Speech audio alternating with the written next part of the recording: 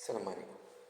هذا المقطع اللي غادي نشوفوه دابا غادي يبان لكم واحد الشاب بحال الا ناعس وكيحلم، ولكن هو العكس تماما. هذا الشاب هذا واقف وكيدافع على راسو قدام واحد القاضي في محكمة من محاكم الجن في دولة اليمن. الشاب سميتو أحمد الصبيح. قبل ما نعرفو القصة ديالو ما تنساوش ديروا لايك للفيديو والاشتراك في القناة. نكملوا على بركة الله. نشوفوا المقطع الأول. حرام انا اقول لك اذا ربطوني بي اذا اعطم بسكع من شيخ وطرف خلوا مش مربط مش شعر والله اني قاعد عندك حلف يمين والله ما حلف لك انا جالس وين ثاني فيرلاند وين سر وصلتني يا اخي البراد وين فيرلاند يا اخي ليش هتمشي تبين درت ندم فيك يا اخي على حق يا اخي على باطل باطل ماشي باطل خليتوني باطل هذا لو كنت 3 أسابيع معذبيني باطل ليش هكا جل أهالي اشتقوا عليهم يوم الشاي مو تقبواتهم سببكن والله شوفوا يا تحكموا بالحكم اليوم تقتلوني ولا يا شيخ تفنيني أنا وياه. إذا كما شفتوا في المقطع الشاب كيبان بحال إلا ناعس وكيحلم. هذا الشاب سميتو أحمد الصبيحي من دولة اليمن. واحد النهار كان التحق بالكلية الحربية وتخرج منها، وبحال أي جندي كانت فيه نوبة ديال الحراسة بالليل في واحد البلاصة اللي خاوية في واحد المحافظة سميتها شبوة في اليمن. أحمد غادي يسمع واحد الصوت غادي يجي غريب. ملي غيدور يقلب على المصدر ديالو غيبان ليه واحد الشخص جاي لعندو وكيهضر معاه. الشخص التحركات ديالو والصوت ديالو ما عجبوش أحمد، حس بالارتباك والخوف، وهنا قرر بدون مقدمات انه يهز السلاح ديالو ويضرب هذا الشخص.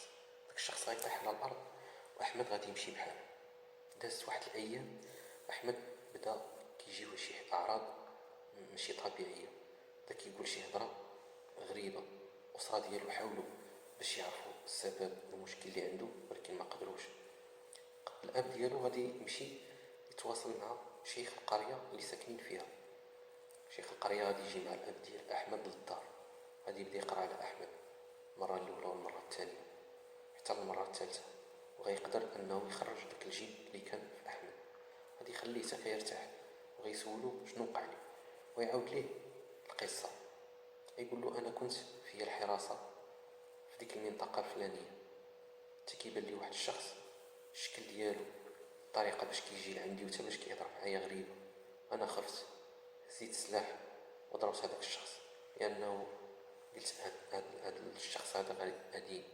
من بعد ما قتلته ومشيت بحالي للدار، من بعد غادي نعرف بلي داك الشخص ماشي انسان، انما كان واحد الجني جاني في ديك الصفه ديال الانسان. وهذاك الجني كينتمي لواحد القبيله مسلمه هنا في اليمن، والقبيله كامله جاو دخلوا فيا ومعاهم حتى الاب ديال داك الجني المقتول.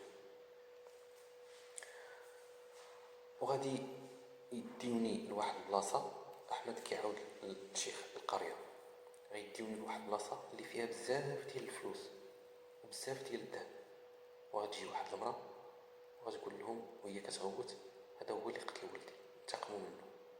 واحد الشيخ جيني كبير في السن غيقول لهم لا ما تقتلوش، غادي نديوه للمحكمه وهما اللي غادي يقرروا شنو غيديروا في حقه حسب الشريعه الاسلاميه، لان هذه القبيله كما قلنا كانوا مسلمين.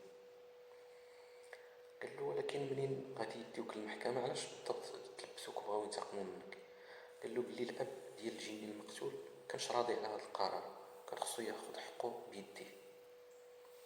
هنا شيخ القريه قال لاحمد بلي خصو ضروري يتواصل مع الاب ديال هذا الجني لانه غادي يعاود يرجع عندك، وفاش تحس بالاعراض ديال التلبس اجي عندي بسرعه.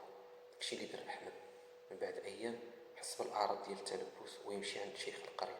شيخ القريه بدا كيقرا على احمد وقدر انه يتواصل مع الاب ديال الجني المقتول، وقال له الاب ديال الجني انه خصو ينتقم من احمد لانه ما راضيش على القرار ديال المحكمه. كما بغا يكون خصو ياخذ حقه وحق ولدو بيديه. هنا شيخ القريه غادي يحاول مع الاب ديال الجني وغادي يقول له بلي ولدك هو المعتدي، هو اللي خرج احمد هو اللي كان باغي آدي، وأحمد كان كيدافع على راسو.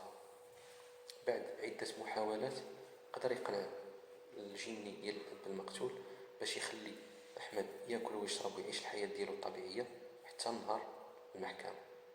وديك الساعة القرار ديال المحكمة هو اللي غادي يتخذ بعين الاعتبار.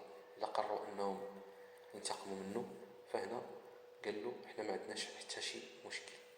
وبالفعل داكشي اللي كان، أحمد رجع للحياة ديالو الطبيعية حتى النهار ديال المحاكمة. داك المقطع اللي شفنا في الأول كان واحد المقطع من الجلسة اللي كان كيتحكم فيها أحمد، وأحمد دافع على راسو بواحد الشجاعة، وكان كيهدد حتى الأب ديال الجني المقتول، لأن الأسرة ديال الجني المقتول رفضت المحكمة أنه الشهادة ديالو، باعتبار أنهم كيهضروا بالعاطفة ماشي على حساب يعني الأدلة والحجج. الشيء اللي خلى الأب ديال الجني أنه يدخل في واحد الحالة ديال الهستيريا ويبغي ينتقم من أحمد أو لا شي واحد من الأسرة ديالو. وأحمد أثناء المحاكمة حتى هو كان كيهدد الأب ديال الجني المقتول. كيقولوا أن بزاف ديال شيوخ قبائل الجن كانوا حاضرين في هاد المحاكمة، وأنهم تعجبوا من الشجاعة والثبات ديال أحمد قدامهم والطريقة باش دافع على راسو. وفي الآخر غادي تحكم المحكمة البراءة ديال أحمد لأنه كان كيدافع على راسو. وكيقولوا أن الأب ديال أحمد كتب واحد الالتزام خطي أن أحمد ما يهزش السلاح ديالو وما يضربش شي حيوان في ديك المنطقة اللي هما فيها. حتى الجلسة ديال أو المكان ديال المحكمة كيقولوا أنه كان في واحد القمة ديال جبل معروف في اليمن، والقمة ديال ديك الجبل مستحيل شي شخص يطلع عليها إلا إذا كان إنسان ولكن يتلبسو شي جن.